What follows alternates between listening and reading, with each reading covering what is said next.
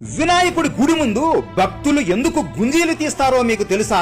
ఒకరోజు వినాయకుడు పార్వతీదేవితో, అమ్మా నేను మామయ్య ఇంటికి వెళతాను అని మారాం చేస్తుంటే, సరే వెళ్ళిరా అని పార్వతీదేవి అంటుంది. గణేశుడు ఆనందంతో విష్ణువు లక్ష్మీదేవి ఇంటికి వెళతాడు. గణేశుడు వచ్చాడు కదా అని విష్ణువు లక్ష్మీదేవి ఎంతో ఆనందపడి రకరకములైన పిండి వంటలు పెడుతూ గణేశునితో ఆడుకుంటూ ఉంటారు. అలా మధ్యాహ్నం అవుతుంది. విష్ణువు లక్ష్మీదేవికి నిద్ర వస్తుంటే విష్ణువు సుదర్శన చక్రం పక్కన పెట్టి నిద్రపోతాడు. వినాయకుడు ఆడుకుంటూ సుదర్శన చక్రం దగ్గరికి వెళ్తాడు. అబ్బా ఇదేదో భలే ఉందే, భలే మెరుస్తుందే, ఇది చూడటానికే ఇంత బాగుంటే ఇక దీనిని రుచి ఎంత బాగుంటుందో అని తొండముతో పట్టుకొని నోటిలోకి వేసుకుంటాడు. అదే సమయానికి రాక్షసులు భూమి మీద దాడి చేస్తుంటే దేవతలందరూ విష్ణువు దగ్గరికి వస్తారు. విష్ణువు త్వరగా నిద్ర నుండి లేచి సుదర్శన చక్రం తీసుకుందాం అని